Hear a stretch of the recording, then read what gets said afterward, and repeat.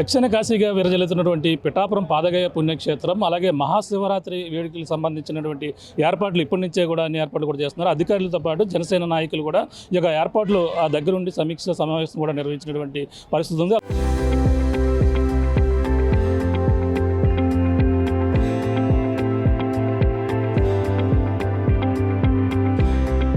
అలాగే జనసేన ఏపీ ఉప ముఖ్యమంత్రి పవన్ కళ్యాణ్ నియోజకవర్గం కావడంతోనే ఇక్కడ ఏర్పాట్లు ఎటువంటి అవాంఛనీయ సంఘటనలతో పాటు అలాగే భక్తులకు ఎటువంటి అసౌకర్యం కలగకుండా భారీ ఎత్తున ఏర్పాట్లు చేయాలని ఉప ముఖ్యమంత్రి పవన్ కళ్యాణ్ గారి ఆదేశాలతో ఇప్పటికే జనసేన జిల్లా అధ్యక్షులు డీసీసీబీ చైర్మన్ అలాగే తుమ్మల బాబు గారితో పాటు జనసేన నాయకులు కూడా ఇప్పుడైతే అధికారులతో సమీక్ష సమావేశం నిర్వహించారు. మాట్లాడే ప్రయత్నం చేద్దాం. సో చెప్పండి, ఈ యొక్క మహాశివరాత్రి ఏర్పాట్లు ఏ విధంగా చేస్తున్నారు? ఇక్కడ ఇప్పుడు అధికారులతో ఎటువంటి సూచనలు సలహాలు ఇవ్వండి. అందరికీ నమస్కారం.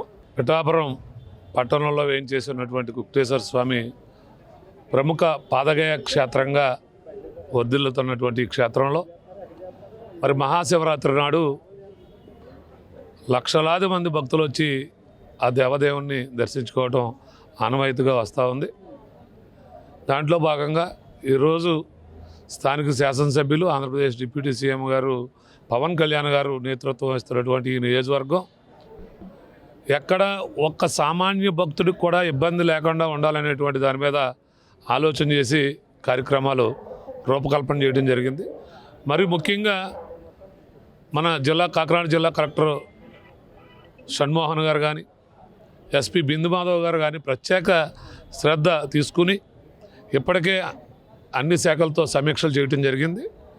ఈరోజు మరొక్కసారి ఏ విధమైనటువంటి సమీక్షలు జరిగాయనే దాని మీద ఆర్డీఓ మల్లిబాబు గారి యొక్క సమక్షంలో మరి అన్ని శాఖల అధికారులతో కూటమి పార్టీ నాయకులందరూ కలిసి, ఎందుకంటే అటు చంద్రబాబు నాయుడు గారికి కానీ పవన్ కళ్యాణ్ గారికి కానీ ఎటువంటి చెడ్డ పేరు రాకుండా మరి ప్రతి సామాన్య భక్తుడికి దర్శనం సకాలంలో జరిగే విధంగా చర్యలు తీసుకోవడానికి ఇటు అధికార యంత్రాంగం కానీ ఇటు కూటమి నాయకులు కానీ దీని మీద ప్రత్యేక శ్రద్ధ తీసుకోవడం జరిగింది.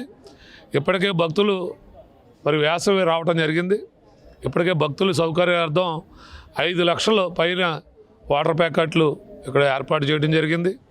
అలాగే ఉచిత ప్రసాదాలు పెద్ద ఎత్తున ఏర్పాటు చేయడం జరిగింది. అలాగే వివిధ స్వచ్ఛంద సంస్థలు ముందుకు రావటం, వారి అన్నదాన కార్యక్రమాలు కూడా చేయటం జరుగుతుంది. ఏ ఒక్క భక్తుడికి ఇబ్బంది రాకూడదు అనేటువంటిది ప్రోటోకాల్ దర్శనాలు కూడా తగ్గించి దానికి ఒక సమయం కూడా కేటాయించడం జరిగింది. 2 గంటల నుంచి 3 గంటల మధ్యలో మరి ప్రోటోకాల్ దర్శనాలు ఉండేలాగా చర్యలు తీసుకోవడం జరిగింది. ఏదైనా విఐపి భక్తులను కొద్దిగా తగ్గించుకుని సామాన్య భక్తులకు పెద్దపీట వేసే విధంగా కార్యాచరణ రూపుదిద్దుకోవటం, అలాగే అన్ని శాఖలు ఇక్కడ ఉన్నటువంటి అగ్నిమాపక శాఖ కానీ రెవెన్యూ శాఖ కానీ మండల అధికారులు కానీ ఇటు హెల్త్ డిపార్ట్మెంట్ కానీ ఇటు మున్సిపల్ శాఖ కానీ అన్నీ సమన్వయం చేసుకుని ఇక్కడ అన్ని కార్యక్రమాలు రూపుదిద్దుకోవడం జరుగుతూ ఉంది. మరి పెద్ద ఎత్తున ఎంతమంది భక్తులు వచ్చే అవకాశం ఉందని అంచనా వేస్తున్నారు?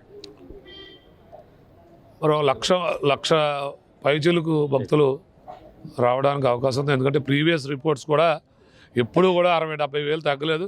ప్రతి సంవత్సరం కూడా 30% పెరుగుతూ ఉన్నారు.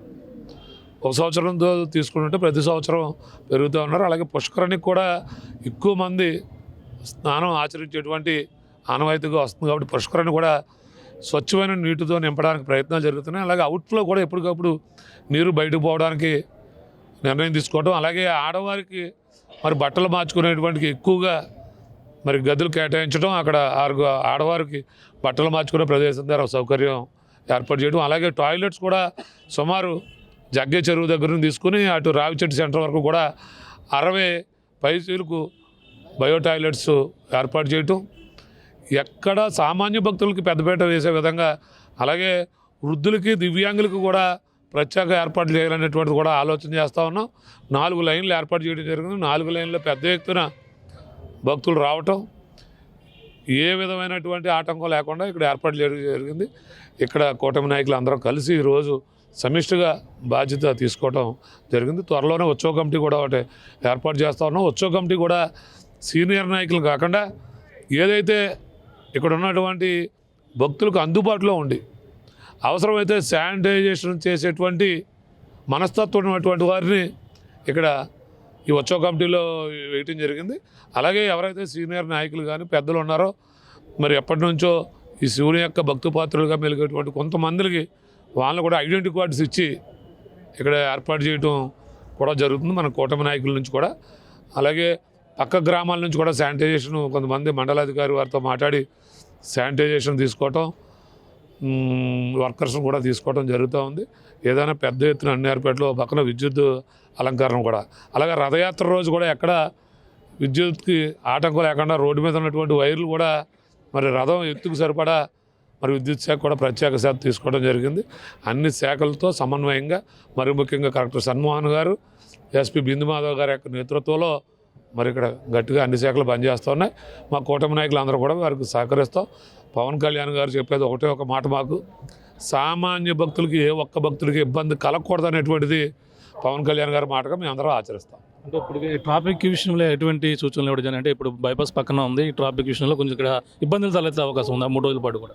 ట్రాఫిక్కి ఎక్కడ ఇబ్బంది లేకుండా ట్రాఫిక్ నియంత్రణ చేసుకునే విధంగా పోలీస్ శాఖ వారు ఇప్పటికే 10-11 పార్కింగ్ ప్లేసులు చూడటం జరిగింది. పార్కింగ్ ఏరియా పెంచడం వల్ల ట్రాఫిక్ సమస్య తీరదని పార్కింగ్ ఎక్కువగా ఏర్పాట్లు చేయడం జరిగింది. ఇటు సామర్కోట వైపు నుంచి వచ్చేటువంటి వారికి ఇక్కడ చిత్రాడ ధర ఉన్నటువంటి ఇటు మన లేఅవుట్ ధర జగ్గే చెరువు ధర లేఅవుట్ ధర, ఇటు చిత్రాడ దాటిన తర్వాత ఇటువైపు అన్ని వైపులు కూడా ఇటు బైపాస్ రోడ్లోంచి వచ్చేటువంటి వారికి అందరికీ పోలీసు ఇప్పటికే మంచి నిర్ణయం తీసుకుంటుంది. ఎందుకంటే మా పిఠాపురం పోలీసు కూడా చాలా పెద్ద పెద్ద సభలు చేసినటువంటి అనుభవం ఉంది. వారు కూడా సమన్వయంతో పనిచేస్తారు. మున్సిపల్ శాఖ కూడా పదే చెప్పాం. మున్సిపాలిటీ వారు కూడా శానిటైజేషన్ కూడా ఈ గుడిలో ఒక అరటితోక కూడా ఉండకుండా విధంగా బయటకు వెళ్ళడానికి, ఎందుకంటే భక్తులకు ఇబ్బంది లేకుండా అన్నీ ఇక్కడ సేకరించిన చెత్త కూడా దూరంగా వెళ్ళడానికి ప్రయత్నాలు కూడా చేయడం జరిగింది. ఏ ఒక్క భక్తుడికి ఇబ్బంది కలగదనేటువంటిది మళ్ళీ రేపు 13వ తారీఖు ఉదయాన్నే మరొకసారి అన్ని శాఖలతో కూడా మేము ఏదైతే 5 మెన్ కమిటీగా మేము కానీ కూటమి నాయకులు కానీ ఆర్డీఓ గారు కానీ మరొకసారి సమీక్ష చేసి అన్ని విధాలుగా సంసిద్ధంగా ఉన్నామని మీకు తెలియదు. ప్రతి సంవత్సరం కూడా విఐపి పాసుల విషయంలో కొంచెం ఇక్కడ జరిగితే ఆనవాయితీగా వస్తుంది. వాళ్ళ అంటే ఇబ్బంది కలిగే అవకాశం ఉందా? ఎక్కడ విఐపి పాసులు ఇవ్వట్లేదు. విఐపి పాసులు ఇవ్వటం వల్ల ఈ రోజుల్లో అందరూ సర్వసాధారణ అందరూ విఐపిగానే ఉన్నారు.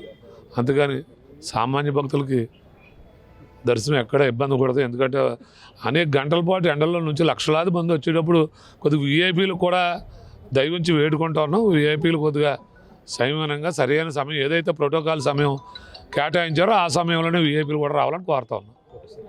ఇది ఈ పరిస్థితి ప్రస్తుతం దక్షిణ కాశీకి విరజిల్లుతున్న పాదగయ పుణ్యక్షేత్రం సంబంధించిన ఈ శివరాత్రి ఏర్పాట్లు అయితే ఇక్కడ ఏర్పాట్లు చేస్తున్నారు. ఏపీ ఉప ముఖ్యమంత్రి పవన్ కళ్యాణ్ గారి సూచనల మేరకు ఇక్కడ ఉన్నటువంటి జనసేన నాయకులతో పాటు అలాగే కూటమి నాయకులు అలాగే అధికారులు కూడా భారీ ఎత్తున అయితే ఇక్కడ ఈ యొక్క ఏర్పాట్లు ఏ విధంగా చేయాలి, ఎటువంటి ఇక్కడ పరిస్థితులు ఉన్నాయి కూడా సుమారు 1,00,000కు పైగా జనాలు వస్తారన్న నేపథ్యంలోనే వాళ్ళకి అన్ని ఏర్పాట్లు కూడా చేసేందుకు భక్తులకు ఎటువంటి అసౌకర్యం కలగకుండా భారీ ఎత్తున కనివిని రీతిలో ఇక్కడ ఏర్పాట్లు చేస్తున్నారు. అలాగే వీఐపీ దర్శనం టికెట్లు కాకుండా అలాగే సామాన్య భక్తులకు ఎక్కువ ప్రయారిటీ ఇవ్వాలంటూ కూడా ఈ నేపథ్యంలోనే ఈ యొక్క పాసల విధానాన్ని కూడా తగ్గించినటువంటి పరిస్థితి ఉంది. ఏదేమైనా ఈ యొక్క జరగబోయేటువంటి మహాశివరాత్రి వేడుకలకైతే అన్ని ఏర్పాట్లు కూడా అధికారులు సూచనలతోనూ అలాగే భారీ ఎత్తున ఇప్పుడు ఆ కమిటీ కూడా సమావేశం అయింది. అలాగే ఉత్సవ కమిటీ కూడా సూచనలతో మొత్తం భారీ ఎత్తున అయితే ఇక్కడ శివరాత్రి ఏర్పాట్లు అయితే పూర్తయ్యాయని అలాగే జనసేనకు సంబంధించినటువంటి జిల్లా అధ్యక్షులు ఎవరైతే ఉన్నారో తొమ్మల బాబు గారు చెప్తున్న పరిస్థితి ప్రధానంగా ఉందని చెప్పాలి. ఇక్కడ తాజా పరిస్థితి అనిల్తో ప్రకాష్ RTV పిఠాపురం నుంచి. Local to global news at your fingertips. మీ చేతిలో ఒక ఆయుధం. డౌన్లోడ్ రా TV app. Media legend Ravi Prakash is back.